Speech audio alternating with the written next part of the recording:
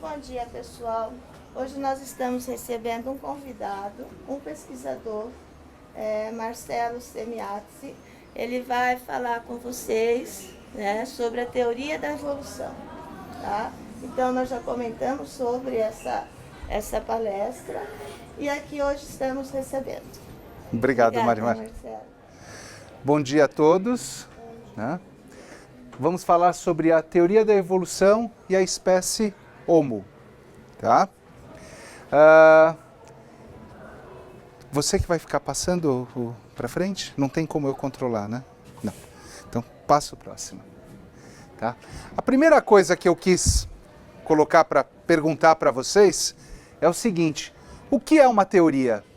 Né? Quem sabe o que é uma teoria? Como é que é seu nome? Oi? Quando você supõe alguma coisa, né? E quem supõe? Oi? Um professor. Você pode supor alguma coisa? Oi? Essa aula vai ser legal. Quem concorda com o Raoni? Que essa aula vai ser legal? Quem discorda? Alguém discorda? Então, surgiu uma hipótese, tá? A aula vai ser legal, tá certo?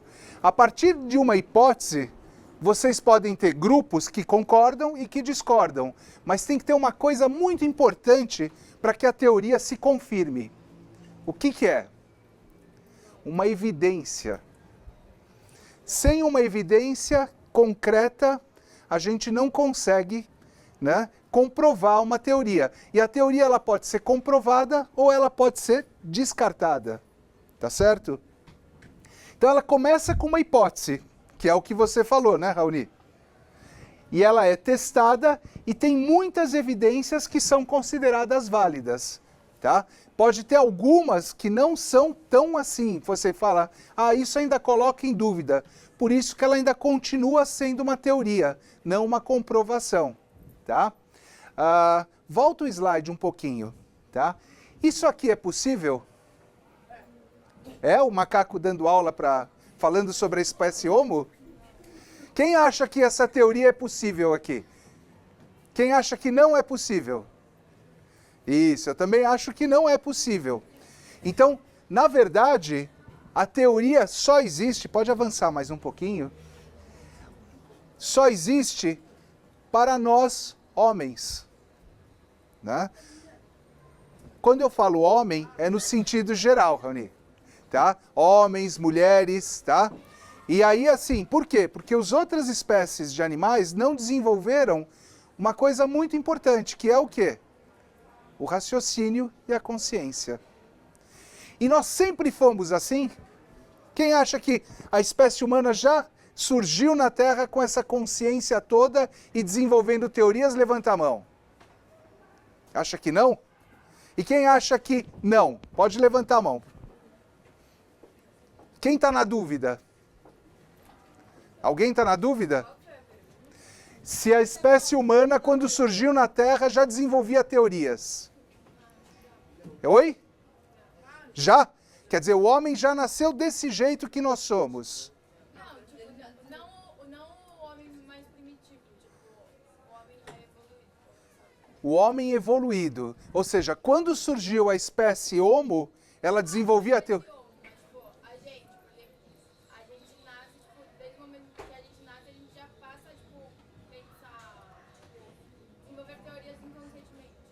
Isso é uma questão que a gente pode pensar a respeito, ou seja, a espécie humana mais moderna é uma espécie que tem a capacidade de desenvolver teorias, não é isso? Fala. Fala mais alto. É difícil falar surgiu, porque de repente aparece a espécie Homo. Como que você acha que é?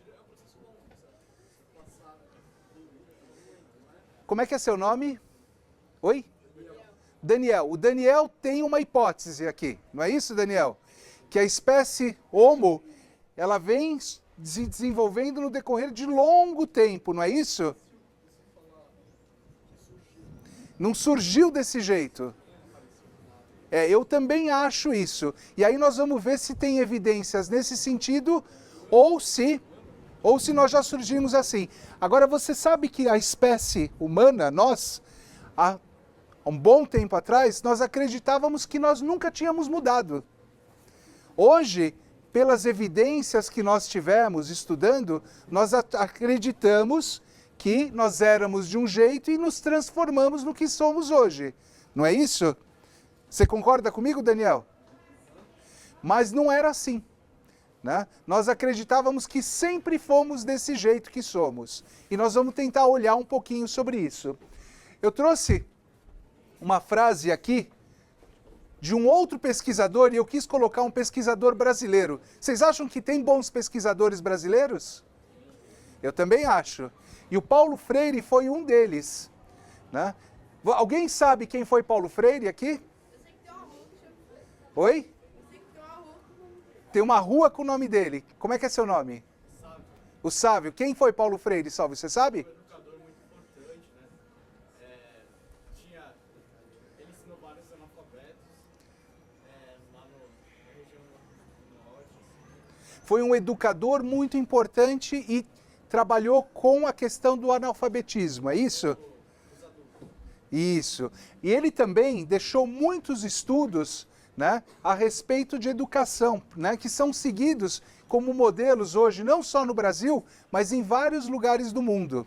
E aí ele tem uma frase que ele fala sobre teorias, que é assim: a teoria sem a prática vira verbalismo. O que é uma teoria que vira verbalismo? Só tagarelado, né? Alguém aqui já fez alguma teoria? Eu acho que todo mundo no dia a dia faz teorias, né? Eu acho que aquela situação acontece assim, assim, assim. Mas aí o pessoal fala e não comprova, vira o quê? Verbalismo, tá? Como a prática sem teoria vira um ativismo, tá?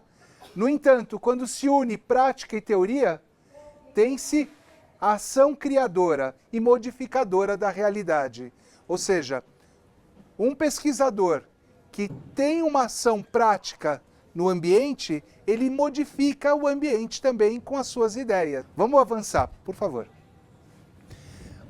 Olha só, esse cara aqui também era um pesquisador, tá? Mas ele era em 1658, muito antigo, tá? Esse James Ussher. E aí, baseado na Bíblia, ele escreveu o livro, né, The Annals of the World, em 1658. Nesse livro, ele fez uma cronologia da vida na Terra baseada em estudos bíblicos, tá? E aí eu quero que vocês entendam uma coisa. Nós temos um momento em que as pessoas estavam se voltando também para a ciência, para a pesquisa, mas eles tinham a realidade e as evidências daquele momento. Então, com o que eles acreditavam e com as evidências que eles tinham, eles faziam as teorias deles naquela época, tá ok? E aí, ele concluiu que a criação do mundo ocorreu no dia 23 de outubro do ano 4004 a.C., pelo calendário juliano. E na época, a afirmação dele foi amplamente aceita. Quem concorda com ele? Ninguém? Vocês acham que o mundo foi criado no ano 4004 a.C.? Não. Mas por que todo mundo na época aceitou? Oi? Olha, não tinha. Era a melhor teoria que tinha e, na época, as pessoas, na Europa principalmente, elas viviam sob a influência da Igreja Católica. Então, os postulados da Igreja da criação do mundo não podiam ser discutidos. Era aquilo, e quem discordasse, o que acontecia? Não tinha bala para dar um tiro na cabeça. Né? Eles morriam na fogueira ou algumas outras situações que aconteciam. Tá? Não se podia questionar a igreja na época. Então você tinha que fazer um postulado, mas sempre ligado a questões religiosas. Por isso que foi amplamente aceito. Você quer fazer uma pergunta? Então tá bom. Mas enfim, vamos ficar com essa ideia de que o mundo foi criado, né? Adão e Eva surgiu 4.000 anos antes de Cristo, tá bom? Passa para o próximo. Em 1726, né, surgiu esse senhor aqui, chamado James Hutton, que destruiu a ideia do ano 4004 a.C. E aí ficou uma angústia, porque todo mundo falou, como é possível, que eu não sei, como é que ele fez isso? Ele conseguiu, estudando as rochas da Terra, provar que a Terra era muito mais antiga do que 4004 anos antes de Cristo. E aí como pode ser isso? Né? Para toda a população do planeta, todos acreditavam que nós tínhamos 4.000 anos, né, na Terra. E esse moço aqui, contra todas as ideias, está dizendo, nós temos muito mais anos do que isso. Como vocês acham que as pessoas ficaram nessa época? Elas aceitaram de bom grado? Deve ter sido uma situação bem complicada na época, não foi? E foi mesmo, viu? Passa o próximo. Olha só, na verdade, né, hoje nós sabemos que a Terra tem 4,6 bilhões de anos. Oi? Então, mas o problema é que isso é baseado em evidências. Como é a evidência? Pelo estudo das rochas. Ela pode ser quebrada, essa teoria? Pode. Mas existem tantas evidências nesse sentido que essa é uma teoria que está valendo hoje com muita força. Quando você fala que a Terra tem 4.000 anos, como falava o Ussher, você era baseado numa conta feita por alguém que escreveu um livro, era essa a evidência. Você pegava o livro da Bíblia, né, fazia uma conta e chegava numa resposta e dizia, isto é a verdade. Agora, quando você começa a estudar mais, desenvolver mais evidências sobre um assunto, ela fica sendo a teoria mais válida. Vocês entenderam isso? Tá? E aí vai gerando uma situação muito inquietante, porque, na verdade, vem dizendo o quê? Que a ciência está se opondo ao pensamento religioso. Não é isso que está aparecendo? Né? E aí, desde então, nós temos essa situação. Um lado puxa a sardinha para um lado, outro lado puxa a sardinha para o outro. Né? E aí, à medida que as evidências científicas vão surgindo, há uma tentativa de acomodação da questão religiosa. Tá? A questão é que esses pensamentos religiosos, eles foram postulados há muito tempo atrás, quando a civilização não tinha essa capacidade de trazer tantas evidências aos estudos científicos. E por isso que gera tanta confusão. Uma parte das pessoas tendem a ser mais conservadoras e outras tendem a ter o quê? Maior mobilidade no pensamento e a acreditar sempre que as evidências estão absolutamente corretas. Quem acha que as evidências estão absolutamente corretas? Levanta a mão. E quem acha que a questão religiosa está absolutamente correta? Levanta a mão.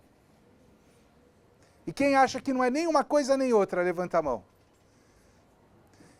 Na verdade, a gente tem que ter cuidado, tá? Porque não existe uma verdade absoluta. Tá? Nós temos que ir trabalhando com as evidências e lidando com a realidade à medida que a gente vai vivenciando essas relações do conhecimento. Tá ok? Olha só, se nós pensarmos, né, que a vida na Terra tem mais ou menos 500 milhões de anos, e que o planeta tem 4,6 bilhões de anos, vocês acham que esses 500 milhões de anos é muito ou é pouco em relação ao tempo da Terra? É pouco. Né? 4,6 bilhões são muitos e muitos e muitos milhões de anos. Né? E, na verdade, a vida que nós conhecemos hoje, ela está presente nesse universo há muito pouco tempo. Tá?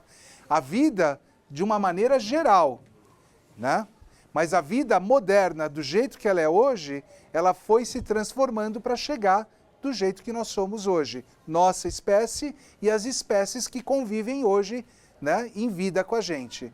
E a vida é tão preciosa, mas tão preciosa, que a gente não conhece nenhum outro lugar no universo onde ela é presente. Então, quem acha que vale a pena estudar a vida? Quem acha que não vale? Não vale. Eu acho que ela é muito preciosa e que vale muito a pena estudar. Tá? Por isso que a humanidade gasta tanta energia com isso. Tá bom? Passo próximo. Olha, e aí assim, esse cientista, em 1750, chamado Carl Linné, né? Ele foi um botânico, zoólogo e médico sueco, né?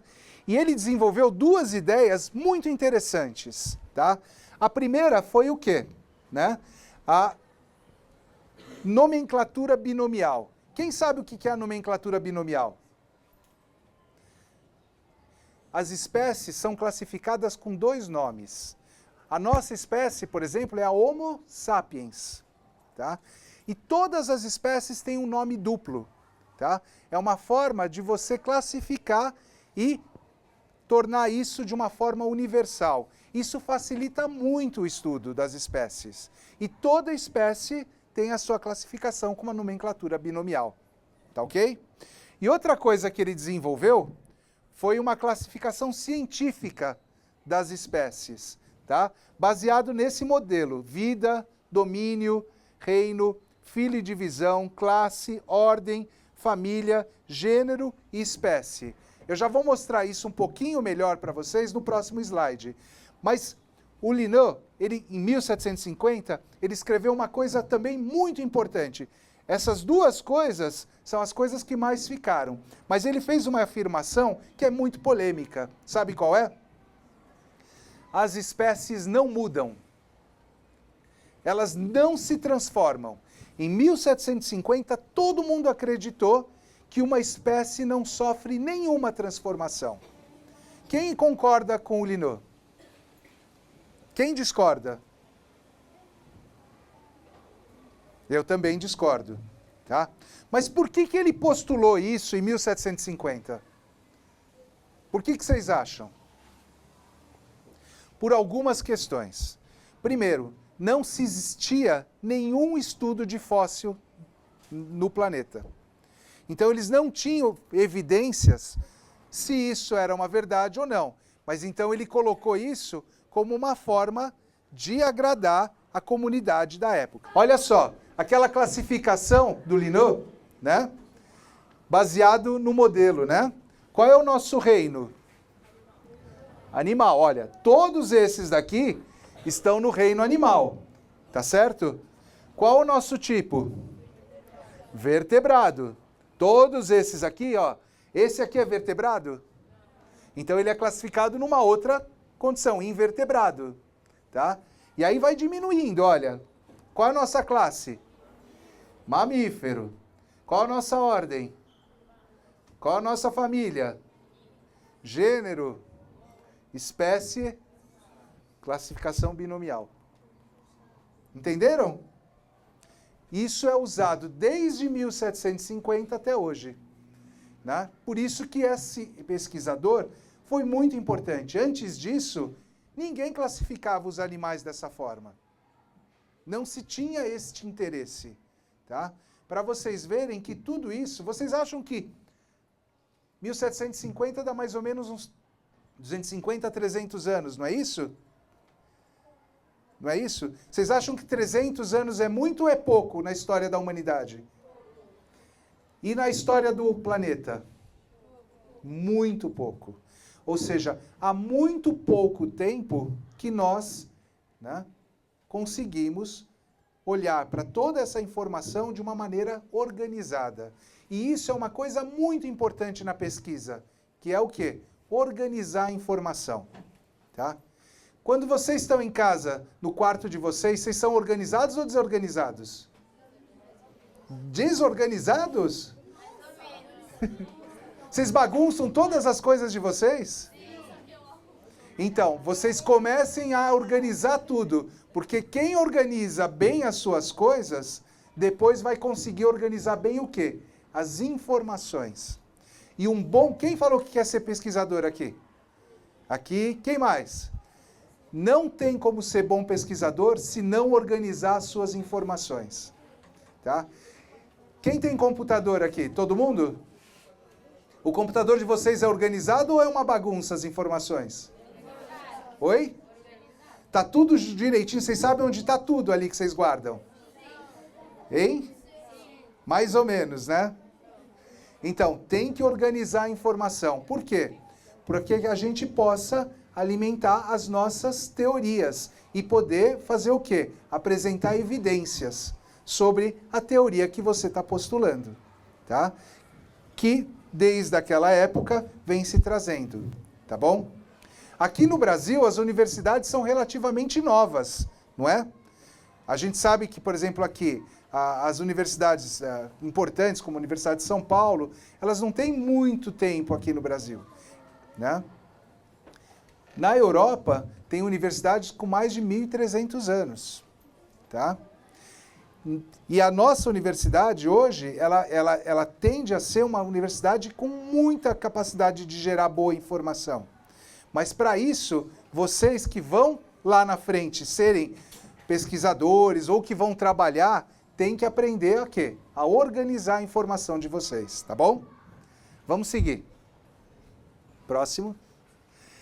Aí apareceu esse senhor aqui, Comte de Buffon, por volta do ano de 1800. Nós estamos seguindo com as idades, tá bom? Tá? Embora sem apresentar soluções definitivas, Buffon estudou os problemas fundamentais da biologia também, tá? Cooperando decisivamente para o progresso das teorias sobre a origem da vida. Ou seja, todo mundo aqui fala de Darwin, não fala? Só que antes de Darwin, teve uma série de pesquisadores, que é o que eu estou mostrando para vocês, que foram muito importantes para que o Darwin chegasse e apresentasse a teoria dele, tá? E isso vocês têm que entender. Ninguém aparece do nada aqui falando uma coisa genial, né? Sem que ele tenha aprendido o certo e o errado, ou essa relação do conhecimento com outras pessoas que viveram antes deles, tá? Quando a gente estuda livros de pessoas que escreveram livros há 1 ano, há 5 anos, mas também gente que escreveu o livro há 200, 400 anos, trazendo informações interessantes. Vocês estão vendo? Todo o sistema de classificação foi por alguém que escreveu tudo isso há mais de 300 anos. Tá? E a mesma coisa o Darwin, quando ele vem falar sobre teoria da evolução, antes da gente falar de teoria da evolução, a gente tem que entender como era a época e como eram os pesquisadores que estavam falando sobre isso na época. Vocês compreenderam o que eu estou falando? Dá para entender isso?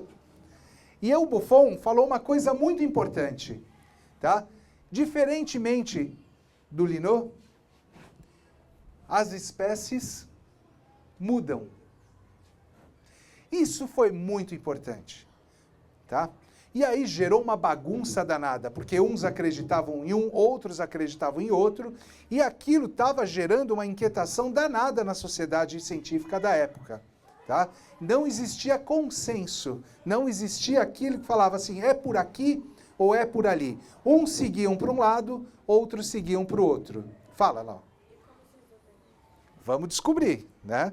Isso não se resolve e assim, não, vamos fazer um consenso geral. Não, às vezes precisa tempo para surgir um outro pesquisador, uma outra pessoa que apresente uma evidência mais forte sobre se as espécies mudam ou se as espécies não mudam. Mas a gente tem que entender que na época o conhecimento tinha pouca informação. E uma das coisas que não se sabia ainda, como eu falei para vocês, eram sobre os fósseis, tá? E uma outra coisa que não se tinha na época era a questão relacionada com o desenvolvimento da genética, né? Que é toda a genética mendeliana. Vocês já estudaram alguma coisa disso ou não? Sabe o que é a genética mendeliana? Não? As características genéticas de cada um? Sabem? tá? Mas neles não sabiam. Eles faziam toda essa pesquisa sem saber sobre isso. Eles não tinham essa informação. Era como uma nuvem negra sobre o conhecimento. Você quer perguntar? Não. Próximo. E aí apareceu um cara que esse daqui gerou uma bagunça na cabeça de todo mundo, que gerou olha, foi um caos o que ele fez, tá? Mas ele deixou algumas coisas importantes também, tá? Principalmente como não fazer pesquisa, tá? Ele falou duas coisas que, na época, gerou uma confusão danada. A primeira foi, as espécies mudam para a perfeição. Quem concorda com Lamarck? Quem sabe o que as espécies mudam para a perfeição? Alguém sabe? Espera um pouquinho, acho que... Pode falar. Eu levantei a mão pra concordar mesmo. Você acha que as espécies mudam para melhor? Mais ou menos o que o Rony falou. Porque, assim, ninguém vai ficar perfeito, mas vai ganhando cada vez mais conhecimento. Então, olha, a Laura está falando que ninguém vai ficar perfeito, mas que vai ganhando cada vez mais conhecimento. Como é que é seu nome? Unaki. Oi? Unaki. Unaki. Fala, Unaki. Acho que não existe uma perfeição assim exata. Eu acho que eles só vão melhorando. Só vai melhorando. Você vê como uma frase dessa é fácil de se aceitar? Né? Todo mundo gosta da ideia de que nós somos o quê? Cada vez melhores, não é isso? Não é assim. E isso é um problema danado, gente. Não funciona assim. Tá? Nós não evoluímos para a perfeição. Tá? Mas, na época, ficou na dúvida e as pessoas acreditaram que era a perfeição. E ele falou uma outra coisa muito importante sobre o processo de evolução, que é a lei do uso e do desuso. Né? Quem sabe o que é a lei do uso e do desuso? Alguém sabe? Fala. Eles falam que a pessoa não tem, tipo, uma herança genética. Do Lamarck. Tem uma herança genética. Ele, sei lá, você não usa um braço, então ele se atrofia. E seu filho vai nascer sem esse braço porque você não precisou dele. Que você não precisou dele. Você concorda com isso? Eu também não. Ou seja, em algumas pessoas o dente de siso não nasce, em outras nasce, não é assim? Vocês já ouviram falar isso? O canino também. E aí vocês acham que é porque não está se usando o canino que algumas pessoas deixam de ter o canino? Quem acha isso? Usar o canino é usar, por exemplo, se a gente fosse caçador, a gente caçaria com os caninos, né? Os dentes mais agressivos, com a presa, né? Como nós não somos mais caçadores, nós não precisamos mais matar com os caninos. E aí o dente deixa de crescer. Quem acha que é isso? Porque não é assim, gente. Não funciona assim, tá? Não existe essa história de lei de uso e desuso, tá bom? Mas nós vamos explicar isso um pouquinho melhor. Não evoluímos para a perfeição e não seguimos a lei do uso e do desuso, tá? E isso gerou um termo... Fala. Oi? Então, a questão é a seguinte. Nós somos primatas. O que você chama de evoluir dos macacos? Oi? Então, se você olhar o macaco como um ser inferior e nós termos se tornado evoluídos com a consciência, com essa forma perfeita que nós somos dos macacos, está errado. Nós não evoluímos dos macacos. Né? Evolução não significa isto. E isso vocês têm que aprender desde já.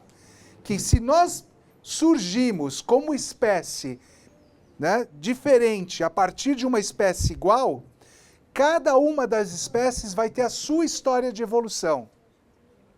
Você entendeu? E duas espécies podem conviver no mesmo lugar ao mesmo tempo sem nenhum problema. E dentro da sua espécie, aquela que estiver com uma história de adaptação que tem um ambiente que permite que ela sobreviva, ela vai sobreviver independente da outra. E cada uma vai ter a sua história e o seu processo evolutivo. Evolução não é evoluir para o melhor. A evolução significa o quê? A história daquela espécie no ambiente, né? O tempo que ela passou aqui e ao que ela foi sujeita. E quais foram as mudanças que aquela espécie teve. Tá? Quem concorda comigo? Levanta a mão. E quem discorda e acha que não, que mudar é mudar para a perfeição? Você acha que mudar é mudar para a perfeição? Não. Tá? Vocês estão entendendo a diferença do que eu estou falando ou não? Tá claro isso? Porque isso é confuso. Nossa, isso é muito confuso. Eu até hoje me confundo. Né? A gente tem a tendência de olhar e falar assim, nossa, eu acho que o meu braço, né, ele, como foi citado como exemplo, né, ele vai atrofiar se eu não usar e os meus herdeiros vão nascer assim. Tá? E isso só tem uma possibilidade de ser transmitido de geração em geração. É através do quê? Do código genético. Tá? E aí, na genética, vamos dizer assim, você tem dois termos que são importantes. Um é o genótipo, o outro é o fenótipo. Quem sabe? Vocês já viram alguma coisa sobre isso? Né? O genótipo é aquele que se transmite. O fenótipo é aquele que se adquire na relação com o ambiente. E esse não vai ser transmitido, né? Embora ele possa ser transmitido se tiver o quê? Uma herança cultural, tá? Ou seja, se no ambiente cultural você tiver algo que mantenha esse, vamos dizer, esse padrão de comportamento, os seus filhos vão adquirir pelo padrão de comportamento, mas não pela carga genética. E acaba se achando que foi adquirido e na verdade não foi. Ele foi transmitido porque as pessoas reproduzem o comportamento. Tá? Ou seja, se eu tenho o hábito de caminhar, eu vou ter um padrão físico. Se meus filhos também tiverem esse hábito e forem parecidos comigo, eles podem desenvolver o mesmo padrão físico. Mas se um filho meu resolveu que ele não quer caminhar de jeito nenhum, pode ser que ele tenha um outro padrão físico. Ele não vai manter a mesma característica, né, em relação à adaptação que o corpo vai ter pelo uso do corpo, pelo ambiente que ele está sujeito. Tá bom? Se a genética for da magra, se ele fizer exercício ou fizer dieta, vai emagrecer muito mais rápido do que outro amigo dele que tem a genética. Que uma genética, uma propensão a não ter tanta acúmulo de gordura. Isso está correto, viu? E aqui o Lamarck gerou um termo que hoje é chamado de lamarquismo, que é quando a gente classifica as coisas baseada na lei do uso e do desuso e no modelo da perfeição. Então, quando você faz a avaliação do ambiente ou da espécie dentro dessa classificação, está dizendo que você está fazendo o quê? Você está fazendo um lamarquismo, tá? E a gente tem que evitar fazer esse tipo de classificação, tá ok? Vamos seguir para o próximo. E aí surgiu a origem da vida e dos homens com Charles Darwin e a evolução das espécies, tá? Como é que o Charles Darwin teve a brilhante ideia, né, que é seguida, né, como teoria válida até hoje? Vamos ver. Próximo. Bom, o Darwin estava navegando, né? Ele saiu pelo mundo, ele ainda não tinha claro o que ele achava, existiam algumas ideias na época, na Inglaterra, né? E ele estava navegando por essas ilhas aqui, chamadas Ilhas Galápagos, tá ok? É um conjunto de ilhas que são afastadas do continente, tá? E que elas têm uma distância entre elas. E ele notou uma coisa muito interessante, próximo, que nas ilhas existiam várias espécies de animais que eram iguais, tá? Era o mesmo passarinho, tá? Que é eles chamam de Darwin's Finches, tá? São os mesmos passarinhos, só que tem uma questão muito interessante, tá? Em umas ilhas, em um conjunto de ilhas, eles tinham o quê? O bico dele era pequeno. no outro, olha só, era médio, no outro era grande, tá? O mesmo passarinho. Se fosse pela ideia do Lamarck, o que a gente poderia pressupor? Que, na verdade, pelo uso que ele fez do bico, uns cresceram mais e outros cresceram menos, mas não foi assim. O que acontece? Dependendo do tipo de alimento que tinha em cada ilha, tá? Você tinha mais propensão para um bico, para outro bico e para outro bico. E o que acontece com isso? Numa ilha, nasciam os 3 tipos de passarinho. Só que só um deles conseguia ter o tipo de alimento possível para ele comer. Na outra ilha, tinha um outro tipo de semente que era possível, e na outra, um outro tipo. Então, o que acontecia?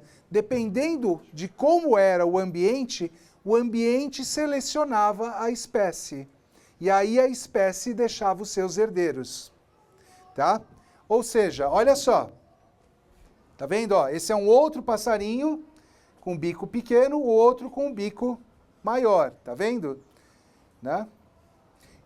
Então, e essa ideia do Darwin é a que vale até hoje. Ou seja, o ambiente seleciona as espécies. Ou seja, eu estou aqui, nesse momento, vai nascer de mim uma espécie parecida comigo, mas ela pode ter uma mutação e sair uma outra forma parecida, mas com algumas diferenças. Essa forma diferente que nasce, né, de uma espécie anterior, ela pode sobreviver ou não, dependendo do ambiente em que ela está. Como é o ambiente? Se ela vai ter a temperatura ideal para sobreviver, tá? Se ela vai ter o quê? Por exemplo, se ela vai ter o alimento necessário para ela sobreviver, tá? E aí eu vou perguntar uma coisa para vocês. Vocês acham que na espécie humana a gente nasce com mudanças que também são possíveis de acontecer isso? Vocês veem isso no dia a dia de vocês ou não? Quem acha? Né? Fala, Renara. Não, é que você quer dizer que vê as pessoas diferentes. Né? Eu vou dizer um exemplo de mutação que a gente tem, tá? Tem vários exemplos. Mas um exemplo que vocês veem aqui na escola no dia a dia é a síndrome de Down. A criança que nasce com síndrome de Down, ele sofre o quê? Uma mudança genética. Tá?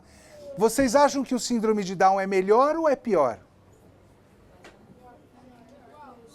É igual. Só que ele tem uma adaptação ao ambiente um pouco diferente da nossa. Se o ambiente fosse mais propício para ele e ele pudesse deixar herdeiros, todos nós seríamos síndrome de Down. Esse seria. Por que nós prevalecemos em relação a ele em números? Porque no ambiente, nós tendo alguma vantagem acontece que o modelo que somos iguais a nós prevalece. Tá? Tem um exemplo muito interessante que a gente pode olhar com tipos de peixes. Tá?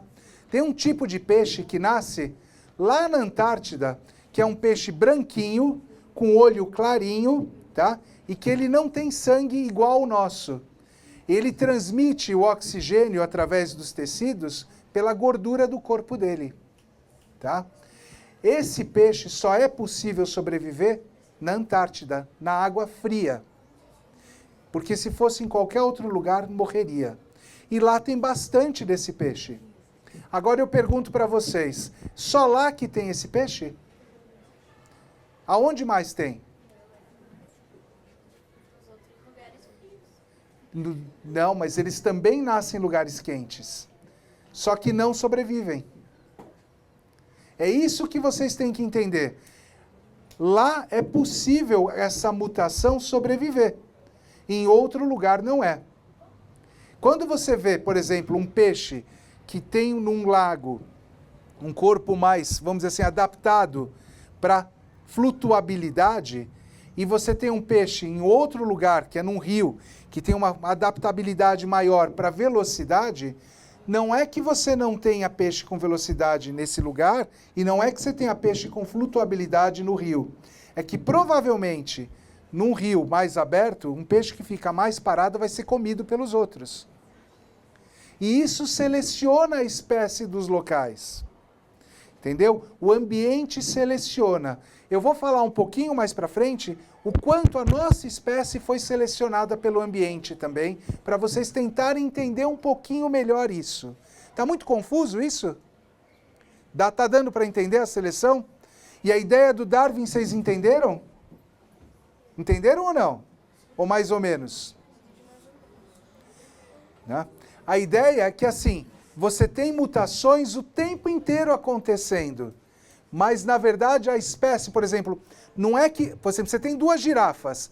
Uma de pescoço longo, uma de pescoço mais curto. Vocês acham que o pescoço longo é porque ela foi comendo cada vez mais alto e o pescoço foi crescendo? E a de pescoço curto foi comendo cada vez mais baixo e foi diminuindo? Não. Por que tem umas nos lugares com pescoço mais alto e outros mais baixo? Porque em alguns lugares as árvores eram mais altas e as de pescoço mais baixo não conseguiam alcançar os alimentos e morriam. E não deixavam herdeiros. Entendeu? E a de pescoço mais baixo comiam em lugares que as árvores e os arbustos eram menores, mas em lugares mais altos elas não sobreviviam. Deu para entender isso? O ambiente seleciona as espécies. Tá ok? Fala.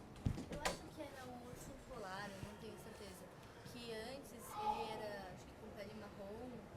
E aí, uns ursos eles foram geneticamente modificados, eles nasceram brancos. Olha. E aí, como os animais estavam mais acostumados com... Ó, aqui está dizendo, ali está dizendo que os ursos brancos e pretos também sofreram algum tipo de mudança. Eles eram pretos e de repente ficaram brancos. Né? Eles ficaram brancos nos lugares mais frios, não é isso? Isso, não é bem isso só. Tá? Há uma tendência nos lugares mais frios de você ter pelagem pele e pelo mais claro. Isso tem muito a ver, eu vou mostrar para vocês, com a quantidade de raio de sol que o corpo adquire. Tá? Nesses lugares, vamos dizer assim, nos lugares que você tem mais frio, você tem sol muito menos tempo durante o ano. E se a sua pele é muito escura, por causa de uma proteína que tem lá, que protege o corpo contra o sol, você não absorve o sol e aí tem uma série de coisas no seu corpo que são importantes acontecer por causa do sol. E principalmente no nosso corpo tem a ver com a vitamina D, que faz com que? Tem a ver com o cálcio e uma série de outras reações do nosso corpo. Então se você está num ambiente que você tem pouca luz, você não pode ter uma pele que proteja você da absorção do raio do sol. Então você vai selecionar nesses ambientes a tendência a ter uma pele mais clara, que vão sobreviver melhor por causa da vitamina D. Entendeu? Agora, os ursos eu não tenho certeza se é por isso, mas eu acredito que tem alguma coisa parecida em relação a isso. Fala.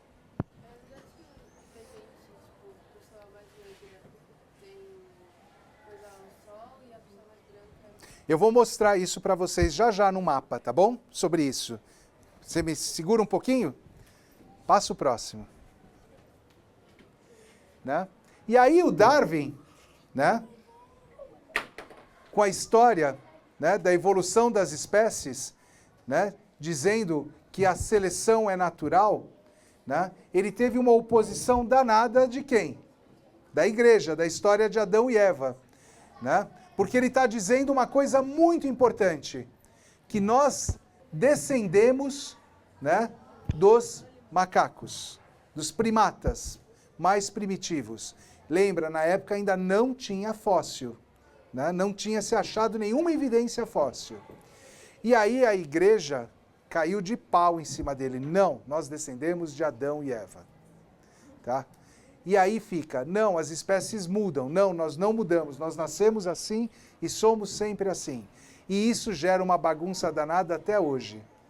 Tá certo? A resposta a isso está nas evidências. Para onde nós vamos acreditar? Tem que trabalhar com evidências. Tá bom?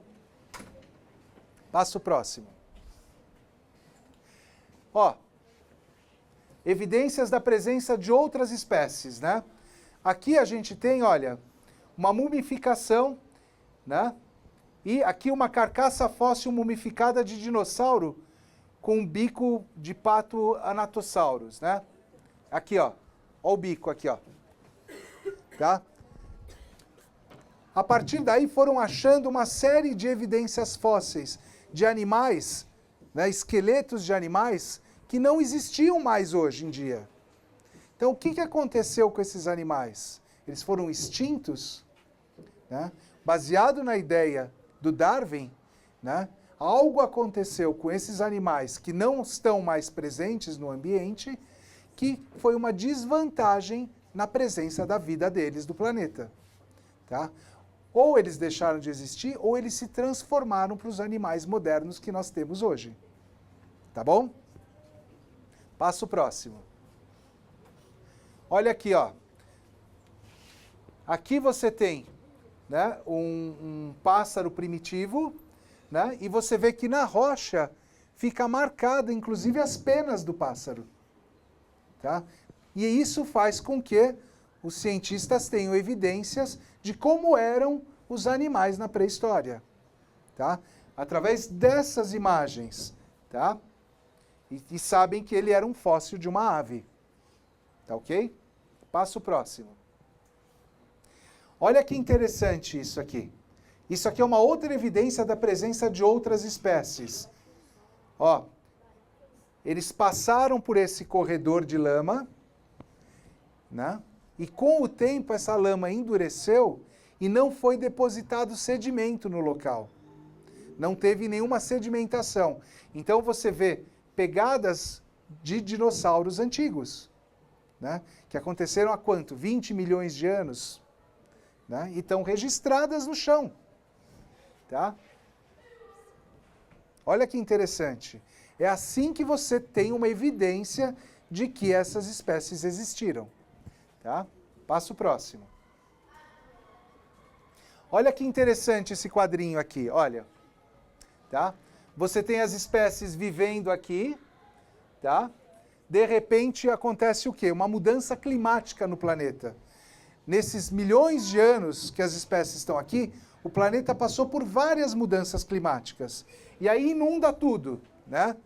E aí o que acontece? Depois ela seca, olha onde ficaram as espécies, enterradas no fundo do rio. E foi depositado um monte de sedimento, ó. Vai crescendo esse sedimento, né? E aí elas estão lá no fundo, tá?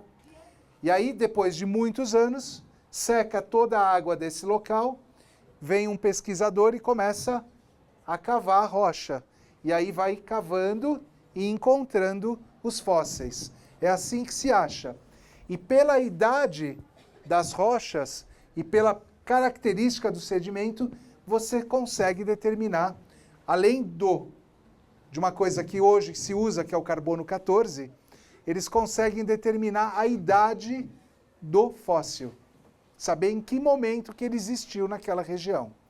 Tá ok? É assim que se chega à conclusão de que esses animais viveram em tal período. Tá bom? Passo próximo. E olha só que interessante. Dentro das camadas históricas da Terra, você vai tendo o quê? Animais que ficaram enterrados. Não é em todo lugar que você acha isso, mas em alguns lugares especificamente tem mais facilidade. E aí você tem uma outra, ó, tá vendo? Uma outra época, né? Outro tipo de animal enterrado. Outra época, outro tipo.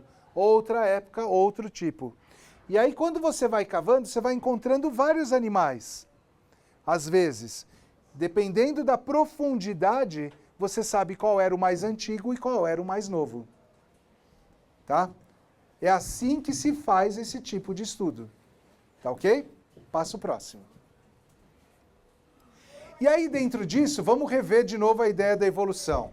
Evolução é o processo no qual ocorrem as mudanças ou transformações nos seres vivos ao longo do tempo, dando origem a espécies novas. Tá ok? Então, uma espécie nova, ela não surge e acaba com a espécie antiga. Ela surge e elas muitas vezes convivem juntas, né? Os filhos são diferentes dos pais, eles se transformam. Essa espécie, ela ganha uma característica nova e ela deixa herdeiros. E por alguma razão, se a espécie nova tiver vantagem no ambiente, ela vai sobreviver. E se a outra tiver desvantagem, ela não vai sobreviver. Tá? E muitas vezes surge uma espécie nova, mas não é vantagem. Aí ela não sobrevive. Mas aí as espécies antigas continuam sobrevivendo. Entenderam isso? Tá claro ou não? Mais ou menos. Tá? Passo próximo. Tá? E olha só aqui, ó. Tá? Aqui a gente tem, mais ou menos, a história do surgimento das espécies no nosso planeta. Né? Num primeiro momento, as espécies eram mais unicelulares. Tá ok? A partir do momento em que elas se tornaram pluricelulares, mais ou menos por aqui, ó, né? Elas não tinham simetria. Elas eram assimétricas. Era um monte de células juntas, mas com uma forma assimétrica. Fala. Que sigla é aquela? Qual? Milhões de anos atrás. MYA. Million years ago. Tá? Milhões de anos atrás. Tá bom? E aí, dessas espécies foram surgindo o quê? Os primeiros vertebrados. Tá? O que é vertebrado? Quem sabe? Fala. Que tem uma vértebra, que tem uma estrutura, né, em forma de uma coluna. Tá? Esses vertebrados foram evoluindo. Né? Evoluindo significa o quê? Foram aparecendo novas espécies. Isto é evolução. Foram se transformando em outras espécies. Não foram melhorando. Eu não sei se isto é melhor do que aquilo. Mas foram se transformando em outras espécies. Evolução tem essa conotação de melhorar. A palavra evolução, ela acha que, a gente já por si só acha que tem que ser melhor. Não. Evolução é aquele que é mais apto ao ambiente. É só isso. Tá? A gente tem que aceitar isso. Tá? E olha só, de 600 milhões de anos até mais ou menos por aqui, olha, mais ou menos 6, 5, 4 milhões de anos, quando surgem, né, os primeiros homos. Tá bom? Passou muito tempo, muito tempo. Passo próximo. Hoje em dia, nós temos mais de 1 milhão de espécies vivendo no nosso planeta. De todas as espécies animais, nós temos mais de 1 milhão de espécies. Tá? Desses 1 milhão de espécies que nós temos, passo próximo. Apenas 3% são vertebrados. Ixi! Espera um pouquinho. A maior parte das espécies do nosso planeta são invertebrados. Né? De todos os vertebrados, né? De todos os vertebrados, apenas 3% são, de todas as espécies, apenas de 1 milhão, apenas 3%. Mais ou menos 40 mil espécies. Tá? É muito pouco. Passo próximo. E desses 3%, nós representamos uma parte pequena dessas 3%. E vocês acham que desses 3% dos vertebrados, em relação a 1 milhão, né, nós vamos ser aqui o rei das espécies? Hein? Nós vamos olhar isso como uma evolução, né? O ser humano é a espécie mais evoluída. Quem acha isso? Dá vontade de achar isso, não dá? Mas não é assim. Tá? Não existe mais ou menos evoluído. Tá? Não existe o rei dos animais, como Tarzan. Tá? Nós somos apenas uma espécie com a nossa própria história. E temos que aprender a conviver em harmonia com as outras espécies. Tá? Então, quando nós classificamos, nós temos que pensar desta forma, como uma árvore, tá? Não como uma escada. Tá ok? Passo próximo. Ó, não é assim. Não é assim. Tá? Não é desse jeito que nós devemos olhar para isso. Tá? Como se o macaco, né, se levantou, evoluiu e foi para a perfeição do homem que é hoje. Não é assim, tá? Vocês sabem que eu estava discutindo a semana passada com uma pesquisadora, ela estava falando sobre a história da marcha dos chimpanzés, que tem um processo evolutivo que é muito diferente dos outros macacos também, tá? Os chimpanzés são nossos primos, vocês sabiam? Vocês sabiam que o chimpanzé é nosso primo? Né? É uma espécie que surge a partir de uma espécie comum ao ser humano. Mas por uma série de adaptações do corpo deles, eles têm uma relação com o ambiente diferente da nossa. Tá ok? Ó, convivemos com as outras espécies. Não somos superiores às outras espécies. Passo próximo. E a evolução humana é o estudo de caso da nossa linhagem. Tá? Gente, nós temos que olhar para isso, ou seja, de toda a natureza dos animais, cada um tem uma linhagem. Quando nós vamos falar da linhagem humana, é como uma árvore dessa forma que nós vamos olhar. Tá? E isso surge, olha, há 25 milhões de anos atrás, com essa espécie. Isso aqui que eu estou mostrando para vocês é uma verdade ou é uma teoria? Por quê? Oi? Isto é uma teoria, tá? É uma hipótese baseada em evidências. Não é para ser olhado para isso e falado, isso é uma verdade absoluta. Ainda não tem todas as evidências que comprovem isso, mas há várias evidências falando sobre isso. Vocês entenderam isso?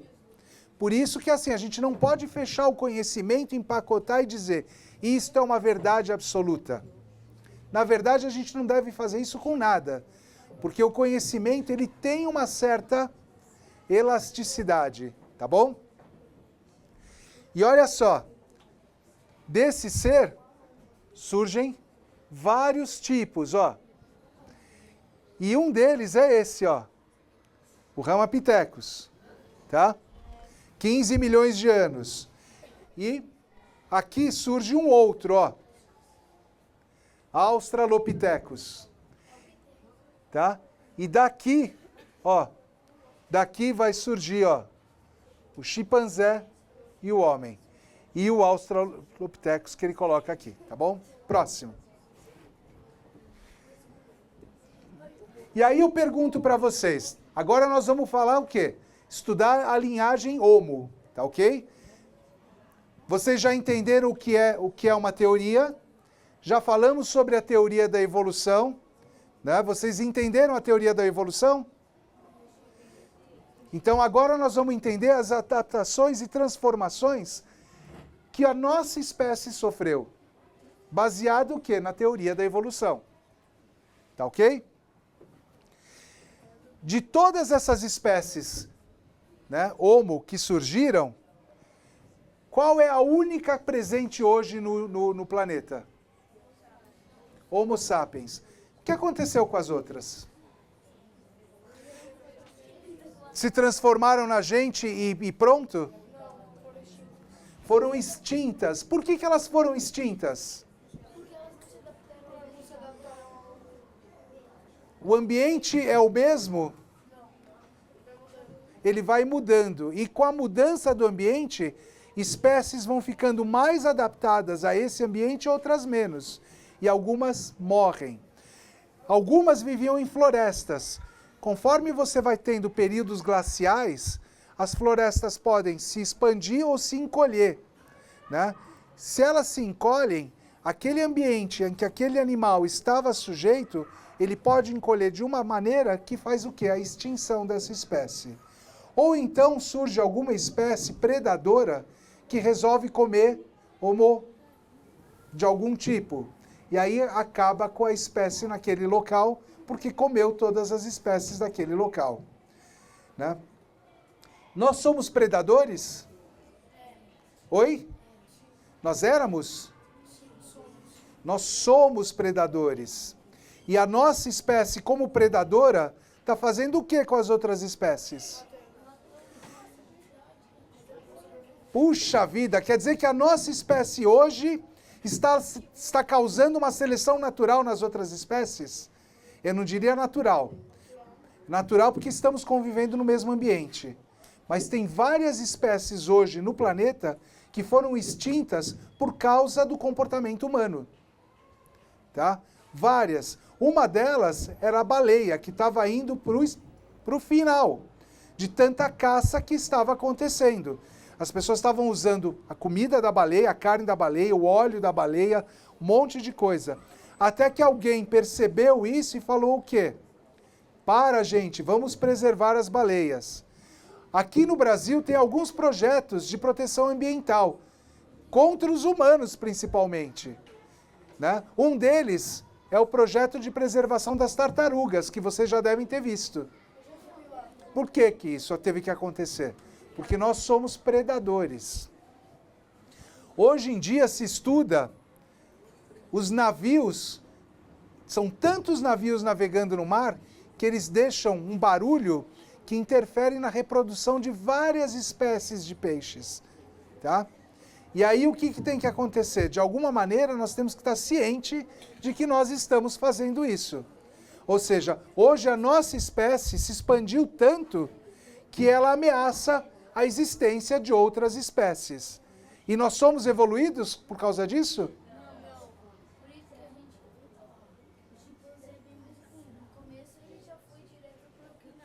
Não, não é assim. Não olha para isso dessa forma que está errado. É que, na verdade, nós não estamos contando as histórias do chimpanzé aqui. Pouco se sabe sobre a história do chimpanzé. Você está vendo como o conhecimento a gente bate o olho e quer estabelecer uma teoria? A sua teoria é que o homem se modificou várias vezes e o chimpanzé não. E por isso ele é mais evoluído. Não é assim. Quem está representando isso é o homem. Né? E a história é sempre contada por aqueles que se acham vencedores. Tá? E aí a gente tem que ter o quê? Evidências. Mas na verdade o chimpanzé também passou por várias mudanças. Só não estão registradas nesse esquema, entendeu? Ninguém sabe ainda. E você, quando crescer, você pode virar um pesquisador e estudar a história dos chimpanzés, que vai ser muito importante se você fizer isso. Ou outra pesquisa que você queira fazer. Tá bom? Passa para o próximo. Tá? Tá? E aí, aqui, olha, nós sabemos que os Homo sapiens, que é a nossa espécie, está presente, né, no planeta há quanto? 200 mil anos. Esqueci seu nome. Unaki. Pode falar. É muito pouco para a história do planeta, para a idade do planeta e da humanidade. É muito pouco para a história do planeta, para a história da humanidade. Uma vez uma pessoa falou para mim uma coisa muito importante. Se a história do planeta fosse um relógio de 24 horas, 200 mil anos representaria quanto? 1 segundo. Ou seja, a nossa história, ela é quase 1 segundo em relação à história do planeta. Como vocês se sentem ouvindo uma coisa dessas? Tá? E nós só conhecemos a vida dentro do nosso ponto de vista. Às vezes, quando eu ouço isso, eu me sinto muito pequeno. E quando eu era criança, eu gostava de olhar para o céu e olhar para as estrelas, e eu me achava muito grande, né? Com uma história muito única, mas toda vez que eu olhava para as estrelas, sabe como eu me sentia? como se eu fosse um grão de areia. Tá?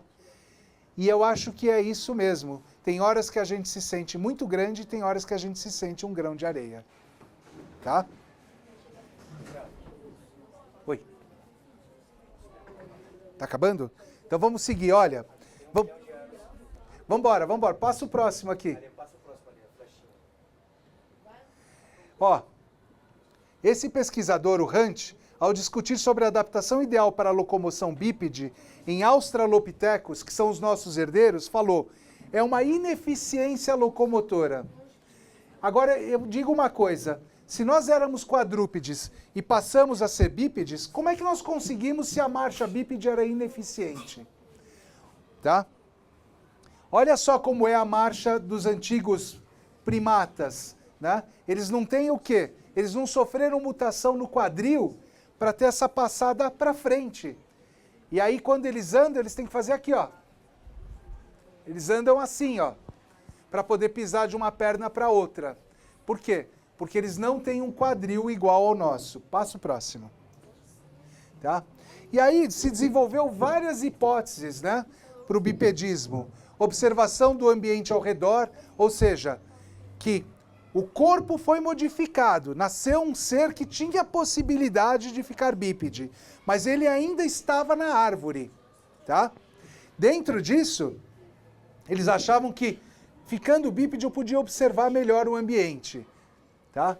Outro falou que é porque as mãos estavam liberadas, podia manipular objetos, ou podiam ser arremessados objetos, mas isso foi refutado, porque a ferramenta só surgiu muito depois. Aí transporte de crianças, proporções corporais, tem várias ideias que surgiram a respeito, tá? Não tem consenso ainda. Vai. Próximo. O aparelho locomotor, olha aqui, ó. Sabe o que é isso? É o esqueleto da Lucy. Quem já ouviu falar da Lucy? O fêmur e a pelvis da Lucy eram diferentes das nossas. Mas mesmo assim, já era curtinho. Aqui, ó, a asa ilíaca, né? A pelvis é mais ou menos parecida. Mas uma coisa que se fala que é muito interessante é o seguinte. Os primeiros seres que conseguiram ficar andando tinham na faixa dos 40 a 50 quilos. Mais que isso, não tinha força para ficar em pé. Ficava com o joelho dobrado, era muito pesado, tá? Não ficaram em pé. Menos que isso, sofriam o quê? Ação de predadores, tá? E aí não sobreviviam fora da árvore, preferiam ficar na árvore. Então o ser que pôde ficar em pé tinha mais ou menos 40 a 60 quilos e tinha isso aqui, ó. Essa possibilidade de um fêmur mais liberado para poder desenvolver essa marcha do jeito que é hoje em dia. Passa o próximo. Olha as diferenças que nós temos. Olha aqui, ó. Olha a pelvis, né, de um gorila. Ela está muito mais na função de sustentar o peso do corpo do que propriamente para manter a postura ereta. Tá? Olha o braço dele. Tá? Vocês acham que um gorila com esse braço grande consegue nadar direito? Por quê? Vai afundar, ele é muito pesado. Isso é uma vantagem para quem? Para nós no ambiente. Tá? Mas eu não queria estar no meio de um abraço desse aqui não, porque aí a vantagem é dele. Tá ok? Outra coisa muito importante, olha o pé do gorila, com esse dedo mais aberto. Olha o nosso pé. A força produzida aqui nesse pé possibilita o quê? Ficar em pé. Tá? Se esse pé não tem essa possibilidade de fazer essa força, vamos ficar aqui. Outra coisa importante, olha a nossa coluna lombar. Tá? Isso também é uma possibilidade para a postura bípede. Tá bom? Próximo. Fala. O gorila não tem vantagem na árvore, tem? O chimpanzé tem na árvore que ele se segura e outros macacos. Porque ele se mantém se segurando. Agora, não é que porque... Presta atenção. Não é porque ele foi para o chão que ele perdeu essa vantagem do pé. É porque no chão, pés que são deste outro jeito têm mais chance de sobreviver do que os pés que agarram. Porque esses pés que agarram não têm uma boa possibilidade de se locomover distâncias, de fazer uma boa caçada no chão. Vocês entenderam? Né? Provavelmente, pés que eram desse jeito também foram para o chão, mas nem todos conseguiram sobreviver no chão. O orangotango também. Tá? Olha só. Ó, o chimpanzé e o humano. Próximo. Tá? Olha aqui a questão do peso, olha. O joelho não estica. Tá? Olha o peso ali, ó. Aquele é um urso. Ele não consegue esticar, né? Porque é muito pesado. Próximo. Ah, pera um pouquinho. Volta. Ó, isso aqui são algumas vantagens da postura bípede. Uma é termorregulação. O que é termorregulação? Quem sabe? Regulação da temperatura corporal. Por que quando eu estou bípede eu regulo melhor a temperatura do que eu estou quadrúpede? Não, porque o sol incide numa área menor do meu corpo. Tá? O quadrúpede vai incidir numa área maior, correto? Tá? Com o tempo, a nossa marcha ficou uma eficiência de energia, tá? Passamos a fabricar armas e ferramentas e tivemos mudança anatômica. Próximo. Ó, isso aqui são pegadas, né, primitivas dos homens, dos homos antigos, tá? Eles achatavam o pé no chão. Não tinha essa pisada moderna, mas com a lateral do pé, tá? Mudaram as tensões do corpo quando a gente mudou e mudou o tipo de pegada que a gente tem no chão. Próximo. Tá? Ó, o Australopithecus, 4,2 milhões de anos a 1,2 na África. Olha que interessante aqui, ó. Tá vendo isso aqui? Eles tinham uma coisinha aqui em cima da cabeça e músculos muito desenvolvidos nessa região. Quem sabe por que eles tinham esses músculos muito desenvolvidos? Porque eles eram vegetarianos, tá? Eles não comiam carne, tá? Os primeiros homos, os primeiros seres australopithecus que não são homos ainda, né? Eles eram vegetarianos e tinham essa musculatura para mastigação muito forte. Tá? Eles mastigavam raízes, sementes e eles eram coletores. Eles ficavam andando numa área, numa região, só selecionando os alimentos e passavam o dia inteiro mastigando e comendo. Só faziam isso.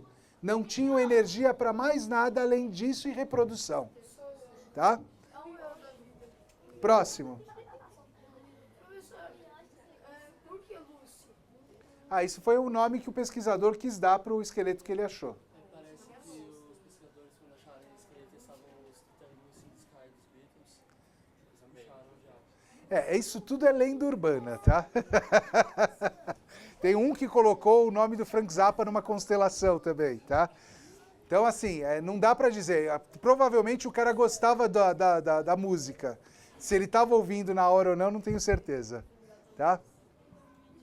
Mas olha só a diferença da pelvis de um chimpanzé, de um Australopithecus e de um Homo sapiens, tá? E a diferença do pé, tá ok?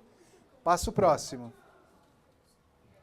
E aí apareceu uma nova espécie, chamado Homo habilis, tá? No Quênia, 3,3 milhões de anos. O Homo habilis surgiu e o Australopithecus desapareceu? Foi assim? Não, eles conviveram juntos um bom tempo. E por alguma razão, essa espécie prevaleceu e a outra desapareceu. Tá? E o Homo habilis, tá? Tinha uma característica diferente do Australopithecus. Eles desenvolveram o quê? A caça. Resolveram mudar o hábito alimentar. Tá? E aí, o que aconteceu com isso? Houve uma seleção por causa desse novo alimento que estava se comendo. A carne, ela possibilitou muito mais energia, tá? E aí o que acontece? O cérebro desses animais começaram a aumentar de tamanho. Porque tinha mais energia disponível, novas espécies nasciam com mais cérebro.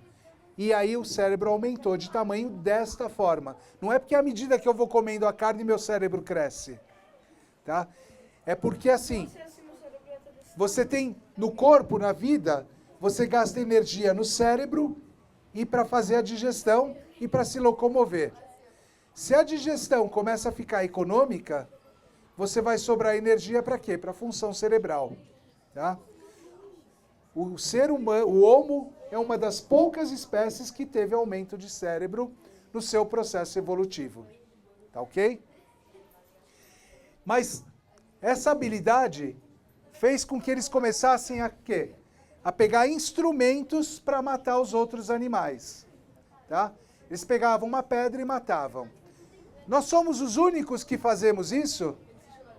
Usam pedras, usam coisas? Alguma outra espécie na natureza faz isso? Hein? Qual?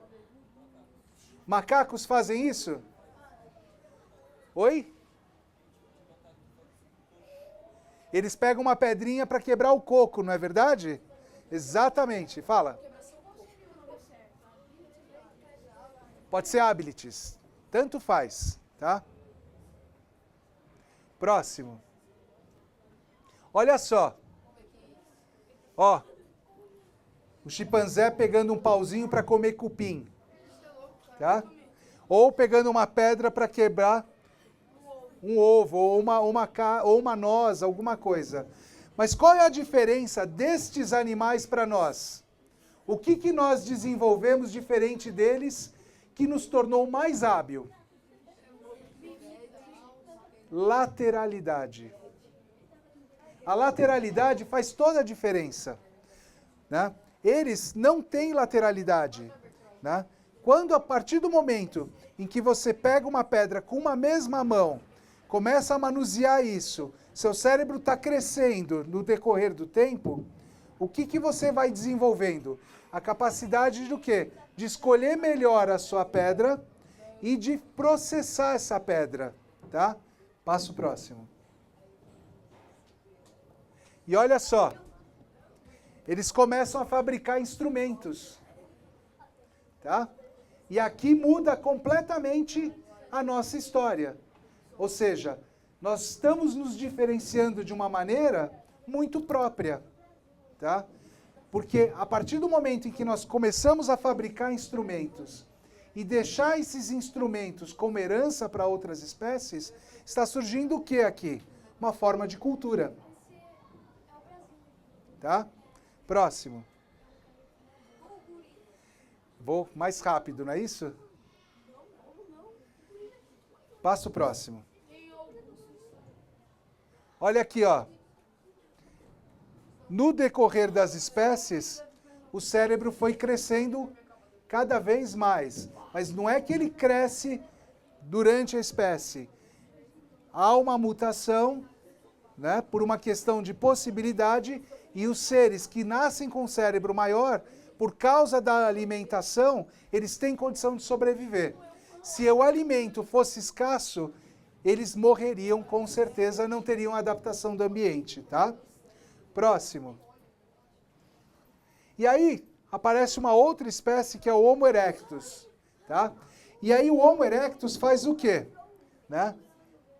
Ele aperfeiçoa o uso dos seus instrumentos e desenvolve o fogo, tá? A partir do momento com fogo, que surge o fogo, aparece uma nova invenção no planeta. Uma invenção que a maioria de vocês gosta muito. Qual é? Oi? O churrasco. Está inventado o churrasco e a culinária. Tá? A partir do momento que se inventou a culinária, tá? Que surgiu a culinária, muda completamente também a perspectiva em relação aos alimentos. Porque o alimento cozido, ele tem menos chance de ser contaminado. Então as espécies começam a ter o quê? Maior probabilidade de sobreviver. Tá? Então o cozimento dos animais muda a nossa relação com o ambiente. Tá ok? Foi aonde? Né? Com o Homo erectus, surgimento do fogo. Tá? Passo próximo. Tá?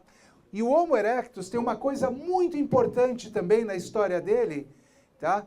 Que interferiu totalmente no que nós conhecemos hoje como é a distribuição das espécies no planeta. Tá? Eles saíram da África e foram para a Ásia. Tá ok?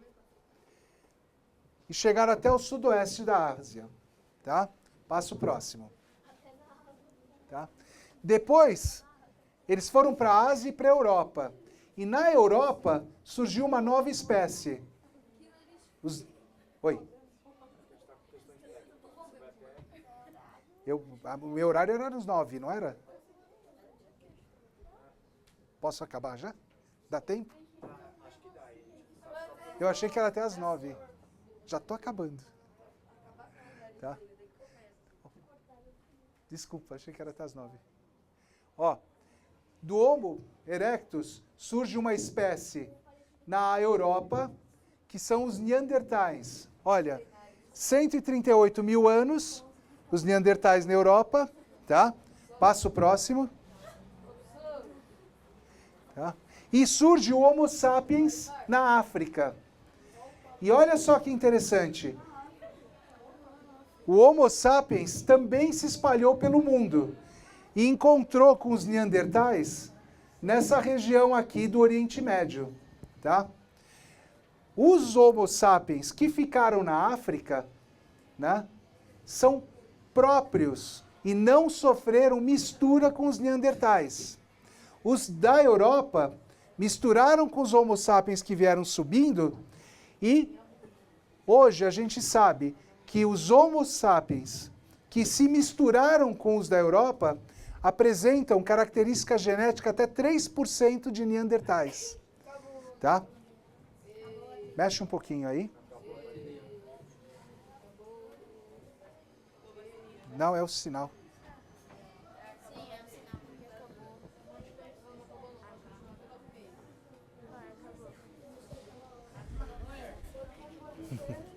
Já estou acabando aqui, tá? E aí o que aconteceu? Olha só que interessante. Na verdade, existe uma seleção muito grande em relação à cor da pele, tá?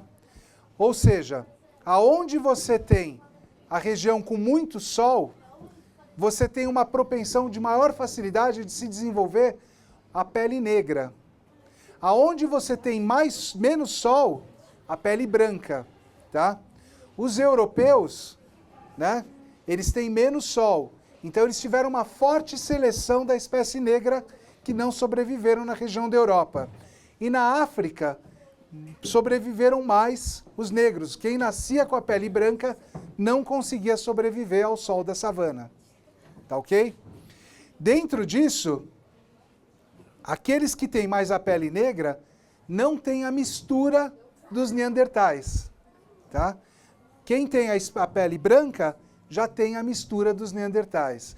E a partir daí, isso foi chegando até a América e também chegou na região da Austrália. Tá ok? E aí, a partir daí, a espécie Homo sobreviveu, os neandertais, por alguma razão, não sobreviveram, tá? E o tempo passou. Quando chegou a 10 mil anos antes de Cristo, tá? 10 mil anos antes, aconteceu uma coisa muito importante na história do Homo sapiens, que foi o surgimento da agricultura, tá? Isso foi uma grande revolução, porque até então, pessoal, presta atenção, nós vivíamos como o quê? Caçadores, coletores. Primeiro éramos o quê? Coletores. Só comíamos frutas, né? E o que tinha. Num segundo momento, passamos a ser o quê? Caçadores também, tá? E num terceiro momento, desenvolvemos o quê? Agricultura, tá? Qual é a diferença entre um ser que começa no mesmo lugar comer as coisas que produzem e um ser que coleta e caça? Eles descobriram que tem umas tribos que ainda vivem como caçadores-coletores. E eles comem mais de 200 espécies de animais, tá? E ao mesmo tempo, eles selecionam os alimentos e comem fresco o tempo inteiro. A partir do momento em que você desenvolve a agricultura, você passa a fazer o quê? A processar o seu alimento, tá? E o alimento, ele processa para ser armazenado. Por exemplo, os grãos, uma das coisas que acontece é que a parte que é saudável de um grão de arroz, de trigo, são os óleos e a parte fibrosa que está na casca. Mas o problema é que isso estraga rápido. Então, o que os antigos fizeram? Passaram a processar o alimento e tirar toda essa camada que tem externa. Tanto é que, durante muitos anos, só se comia o arroz branco, por exemplo, tá? Mas, na verdade, a parte mais nutritiva do arroz é justamente essa camada que está por fora. Mas a de dentro, ela é pura, vamos dizer assim, carboidrato, tá? O carboidrato, ele consegue ser armazenado por mais tempo, mas ele se contamina também. Então, essas populações estavam sujeitas a uma série de contaminações, né? Que principalmente por fungos e bactérias, e sofreram com esse tipo de seleção. E quando a gente era caçador-coletor, a gente tinha mais variabilidade, tinha menos problema de doença. Mas, por outro lado, viver com a agricultura possibilitou o quê? Ter mais filhos. Tá? Apesar da vida ser muito miserável de um agricultor, que trabalhava de manhã até de noite, naquela época de 10 mil anos, isso possibilitou que eles pudessem ter mais filhos. E os filhos ajudavam no trabalho da lavoura. Tá? Até que com 6 mil anos, depois de 4 mil anos, depois do surgimento da agricultura, começam a surgir o quê? As civilizações. Tá? E pessoal, eu não consigo aqui. Com o surgimento das civilizações, o que acontece? Já tinha surgido a comunicação, a linguagem, começaram a surgir o quê? Os manuscritos, tá? E a partir daí, cada civilização começou a contar a sua história. E uma dessas histórias que foi contada, escreveram o quê? A Bíblia, tá? E outras escreveram outras histórias. E hoje a gente tem o quê? Cada civilização tentando o quê? Impor a sua história. E hoje, muito do conflito que se tem entre as civilizações é porque as histórias, cada um quer contar a história do seu jeito. Tá bom? Alguma dúvida? Posso encerrar? Tá bom.